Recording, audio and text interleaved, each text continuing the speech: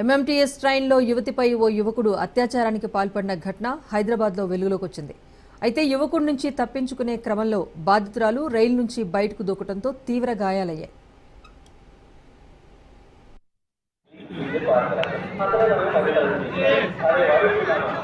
Local arriving at Hyderabad.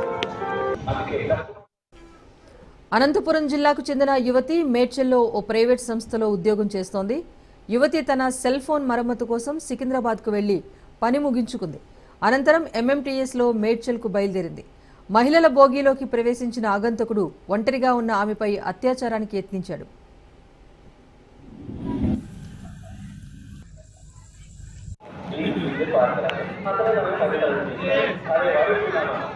Local arriving at Hyderabad.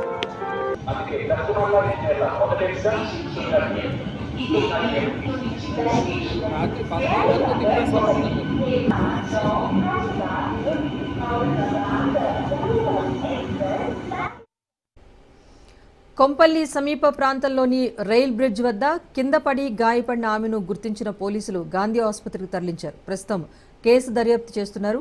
Secunderabad నుంచి మేడ్చల్ వెళ్తున్న MMTS ట్రైన్లో ఈ ఘటన చోటు చేసుకుంది. దీనికి సంబంధించి పూర్తి డీటెయిల్స్ మా ప్రతినిధి రత్నకుమార్ అందిస్తారు. రత్నకుమార్, చెప్పండి, హైదరాబాద్ ఎంఎంటీఎస్లో కూడా భద్రత డొల్లతనం అనేది ఈ ఘటనతో వెలుగు చూసిందా? పోలీసులు ఏం చెప్తున్నారు?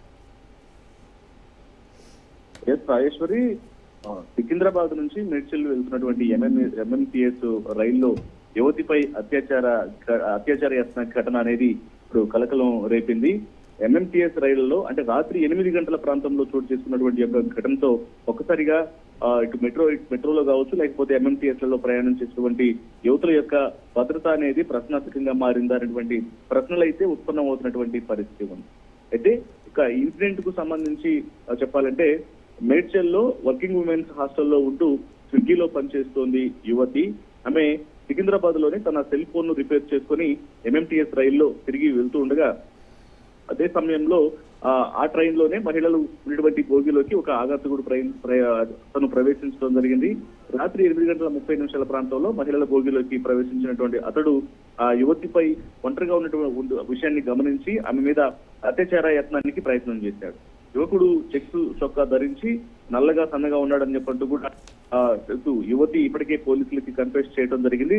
ఘటనకు సంబంధించి కూడా ఇప్పటికే పోలీసులు కేసు నమోదు చేసుకుని దర్యాప్తు చేస్తున్నారు అన్నటువంటి విషయాన్ని సికింద్రాబాద్ జిఆర్పి ఇన్స్పెక్టర్ సాయి ఈశ్వర్ గౌడ్ తెలియజేశారు.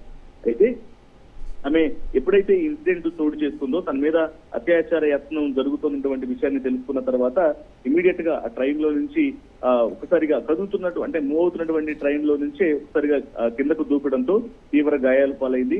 ప్రస్తుతం ఆమెను హాస్పిటల్ కు తరలించి చికిత్స అందిస్తున్నారు. అయితే ఆమె తీవ్ర గాయాలతో ఉన్నటువంటి విషయాన్ని అక్కడ పక్కనే వెళ్తున్నటువంటి ఒక పాదాచారుడు చూశాడు. చూసి ఇమ్మీడియట్ గా 108 కు సమాచారం అందించడంతో వచ్చినటువంటి అంబులెన్స్ ద్వారానే ఆమెను గాంధీ హాస్పిటల్ కు తరలించి ప్రజెంట్ చికిత్స అందిస్తున్నారు. అయితే ఈ ఇన్సిడెంట్ కు సంబంధించి ప్రస్తుతం పోలీసులు కేసు నమోదు చేసి దర్యాప్తు చేస్తూ ఉన్నారు. ముఖ్యంగా ఇటు ఎంఎంటీఎస్ రైళ్లలో మహిళల భద్రత అనేది ఏ రకంగా ఉంది అనేది కూడా ఇప్పుడు ఈ ఇన్సిడెంట్ తో మరొకసారి ప్రశ్నార్థకంగా మారినటువంటి పరిస్థితి ఉంది.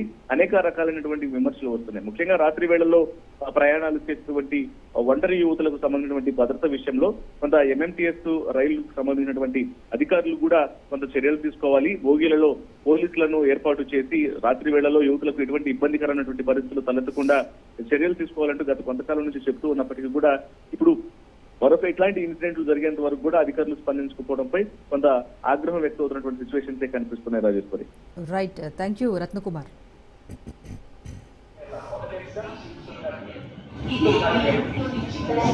రాత్రి